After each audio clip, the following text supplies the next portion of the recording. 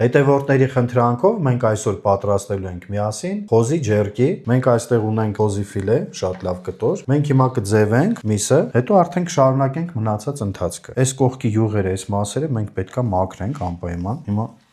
մաքրում ենք, կողքի ավելնոտ այս ճաքերը, այս բոլորը պետքա առանձնացնենք, յուղերը, ամենակարևորը, պետքա լավ մաքրվի, ոչ մի յուղ պետքա չմնա, անգամ մսոտ էլ պետքա հանվի, որ շերտը լրիվ ինքը բարակի։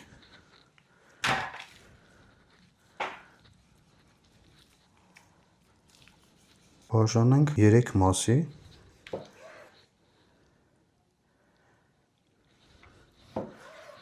շատ լավ է։ 3 կտորները կդնենք սառնարան, մինուսավոր սառնարան, հետո մենք կկտրենք սլայզերով։ Բաստուր մաչոներ ջան, մեկ օր պահեցինք սառնարանում խոզի ֆիլեն, շատ լավ սառել է, հիմա կկտրտենք միասին։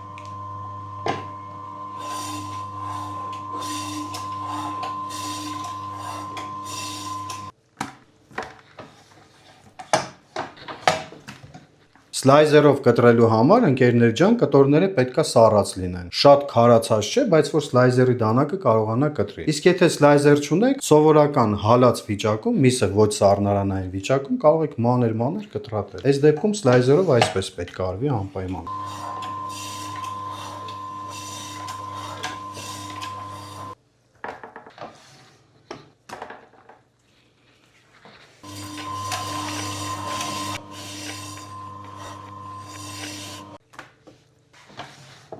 Մսերը մենք կտրատեցինք համարյա այս բարակությամբ, շատ լավ է։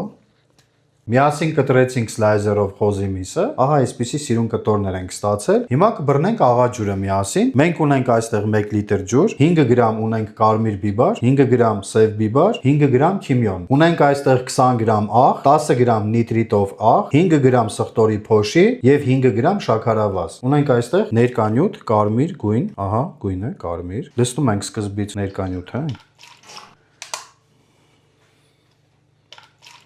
Համեմունքները լցնում ենք իրար հետ։ Համեմունքները մի հատ խառնում ենք լավ իրար հետ, ընկերներ ջան, եւ լցնում ենք։ Լավ խառնում ենք։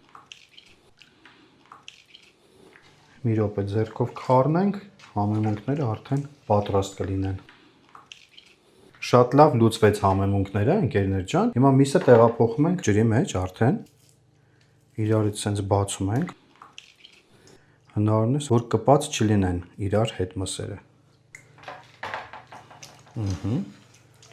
Սենց մի հատ կխառնենք։ 3 օր մսերը կմնան աղաջրի մեջ, հետո կհանենք, միասին կեփենք։ Մարինատից հանում ենք խոզի միսը։ Հիմա մի հատ տեսնենք ոնց է մարինացվել։ Ահա միսը շատ լավ փափկել է արդեն, համեմունքները լրիվ վերցրել է իր վրա, շատ լավ է կտորները։ Հիմա մենք մարինատից միսը կհանենք, որ չորացնենք։ Մենք ունենք այստեղ համեմունքներ, 5 գրամ ունենք կարմիր բիբար, 5 գրամ քիմիոն, 5 գրամ սև բիբար։ Համեմունքները հիմա լցնում ենք խոզի մսի վրա։ Շատ լավ է։ Եվ անպայման խառնում ենք, շատ լավ։ Եթե դուք ունեք նախընտրած համեմունքներ, կարող եք այդ համեմունքները խառնել խոզի մսի վրա։ Այդպես էլ կարող է լինել, բայց մեր տարբերակով արդեն ոնց որ փորձված համեր են, շատ լավ է ստացվում։ Հիմա կշարենք ցանցերի վրա։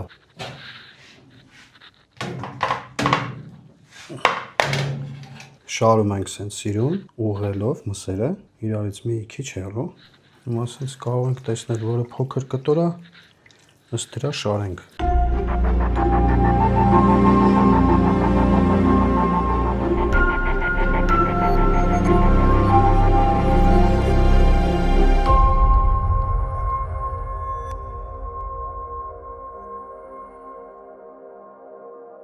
Հիմա խոզի ջերկիները եփում ենք։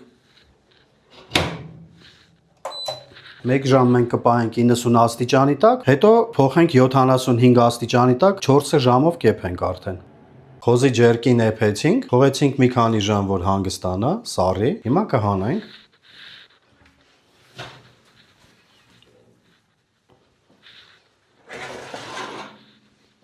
Ահա տեսքը շատ լավ ստացել ենք։ Իր չորությունը, արտաքին տեսքը շատ լավ է ստացվել։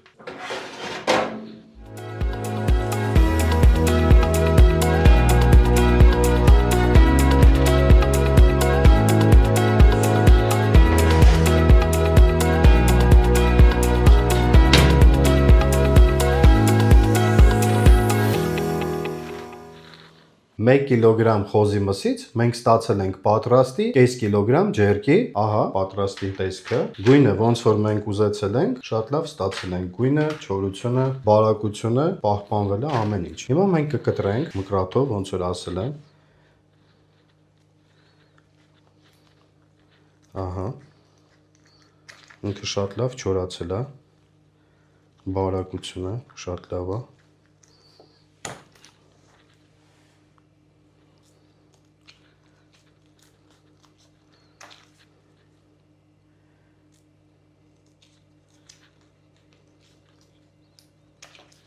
Կարող ենք վերցնել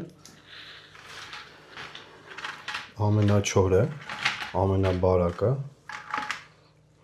և սա նույն բարակությանն է, ահա, երևի այս անկյունը, էլի մկրատով փորձենք կտրել։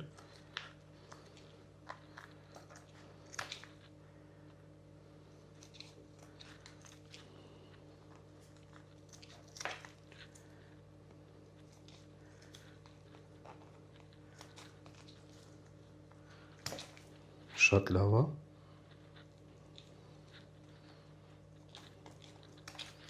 Ցանկացած արտադրանք, որը որ մենք պատրաստում ենք, պետք է այսպես առանձնանա, ահա, մեր ատամները նույն ձև պոկելու են ջերկին, շատ լավ չորացել է, եթե